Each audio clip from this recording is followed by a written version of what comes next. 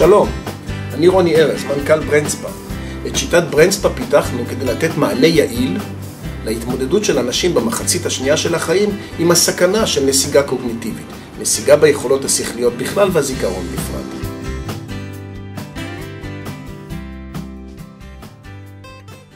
נקודת המוצא לבניית שיטת ברנדספה, היא העלייה העצומה בתוחלת החיים שהתרחשה ב100 השנים האחרונות.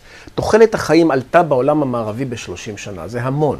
אוקיי? בני אדם חיו עד 50, היום חיים עד גיל 80 ומעלה. העלייה בתוחלת החיים יצרה שינויים רבים, סוציולוגיים, תרבותיים, תעסוקתיים, אבל גם שינוי אחד מאוד מאוד קריטי, וזה עלייה ניכרת בשיעור האנשים הסובלים מנסיגה קוגניטיבית.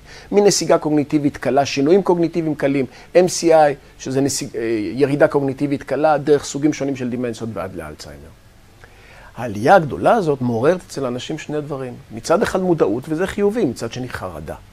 מה ששלילי בחרדה, חרדה בדרך כלל משתקת. על מה זה מבוסס?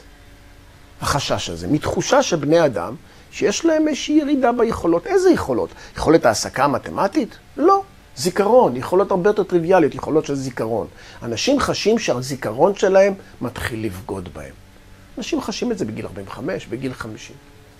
בואו נסתכל רגע ונביט, נחשוב קצת על המושג זיכרון. תרבות העבר מראה לנו תופעות מופלאות של זיכרון.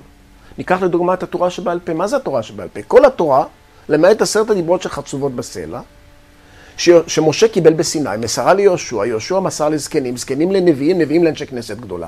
תראו איזה תהליך מסירה ענק של כמות ידע עצומה, אבל לא רק בתרבות היהודית. ניקח את האיליאדה והאודיסאה, יצירת המופת של התרבות המערבית, יצירת הפתיחה של התרבות המערבית. דוקלמה בעל פה, הומרוס היה עיוור. אז מה קרה שלכולם יש פתאום בעיית זיכרון? אם פעם יכולנו לזכור כמויות כל כך גדולות של ידע, היום לכולם יש בעיית זיכרון על דברים הרבה יותר טריוויאליים, הרבה יותר פשוטים, הרבה יותר קטנים, לילדים, למבוגרים, באמצע החיים, למבוגרים יותר, לזקנים.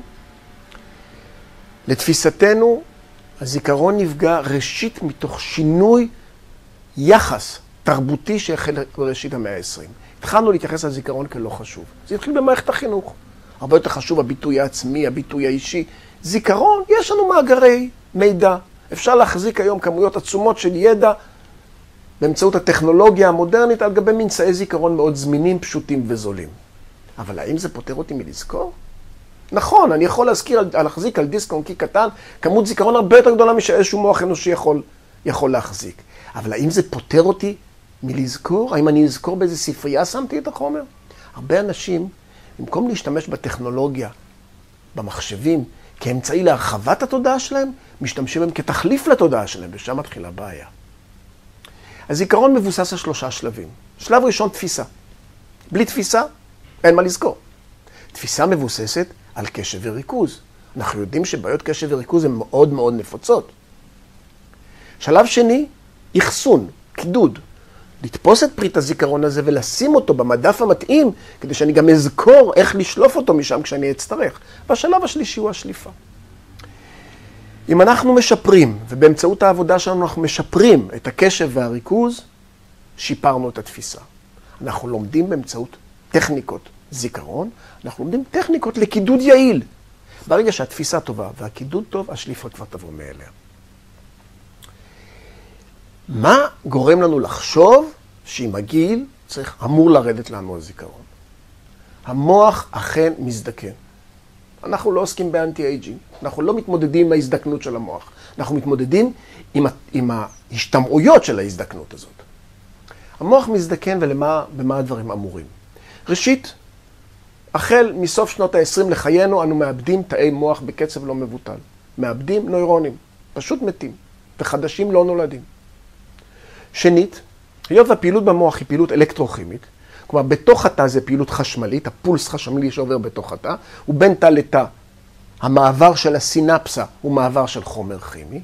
כשיש לי משהו חשמלי, אני צריך שיהיה לי חומר מוליך וחומר מבודד. החומר המבודד במוח קרוי מיילין. המיילין אף הוא מתחיל להתפורר החל מסוף שנות ה-20 לחיינו. וגם כמות הייצור של הנוירוטרנסמיטרים, של החומרים הכימיים, יורדת. בקיצור, יש לנו די הרבה פקטורים טבעיים של ירידה מוחית. אז רק רגע, אז על מה אנחנו מדברים? אז יש בכלל תקווה? אם אלה תהליכים טבעיים, אז זה רק טבעי שאני אחשוב שבגיל 60, כמו שאני בגיל 60 לא רץ באותה מהירות, לא יכול לקפוץ לאותו גובה, אז אני גם לא יכול לזכור באותה צורה. לא. כאן נכנסת השיטה שלנו, שיש לה על מה להתבסס. התקווה ברמה המדעית מבוססת על 3 פקטורים. הפקטור הראשון הוא רזרבה מוחית. מה זה המוח? המוח זאת מסה של בערך 1.5 קילו, שיש בה בין 100 ל-150 מיליארד תאים. תדמיינו לעצמכם את המספר הזה, מספר עצום, בין 100 ל-150 מיליארד תאים, כמספר הכוכבים בשביל החלב.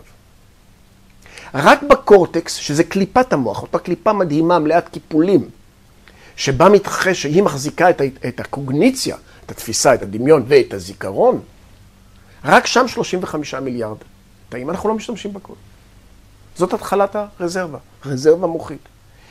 יתר על כן, במהלך חיינו, אנחנו כל הזמן לומדים ויוצרים קשרים במוח. יוצרים סינפסות חדשות. כל למידה חדשה יוצרת מספרים עצומים של קשרים מוחיים. הקשרים המוחיים האלה, התהליך הזה, הוא תהליך שבו אני מתרגם את הרזרבה המוחית לכדי רזרבה קוגניטיבית. הספרות מדברת על מתאם מאוד מאוד ברור בין רמת ההשכלה של האנשים לסיכון שלהם לחלות באלצהיימר. ככל שהאדם יותר משכיל, הסיכון שלו לחלות באלצהיימר קטן יותר. מדוע? משום שהוא פיתח במשך כל חייו את הרזרבה הקוגניטיבית שלו. אז אמרנו, פקטור ראשון הוא פקטור של רזרבה. יש לנו רזרבה. אנחנו יכולים להרשות לעצמנו לאבד ועדיין לשמור על כל היכולות שלנו. פקטור השני הוא קישוריות, כבר בעצם דיברנו עליו. העוצמה של המוח היא לא במספר התאים שלו, עוצמת המוח במספר הקשרים. ואת הקשרים, אמנם אני לא יכול לייצר תאים חדשים, אבל קשרים חדשים אני יכול ליצור כל החיים. בכל פעם שאני אתאמן, אלמד דברים חדשים, תחשבו כמה קשרים מוחיים חדשים יוצרת למידה של שפה זרה חדשה. מספר עצום. הפקטור השלישי הוא הפלסטיות, הגמישות של המוח. המוח, בניגוד לאיברים אחרים, הוא גמיש. אנחנו מכירים את זה דווקא מפגיעות בגיל צעיר.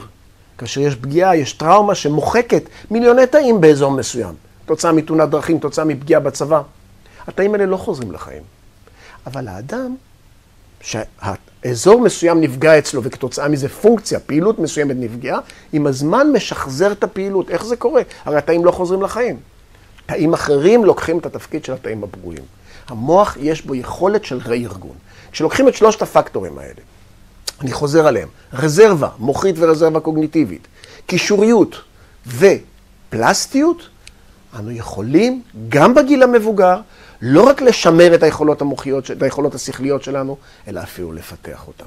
אם נעבוד נכון, אם נשקיע מאמץ, גם בלמידה וגם באימון. לזה נועדה תוכנית בשיטת בריינספא.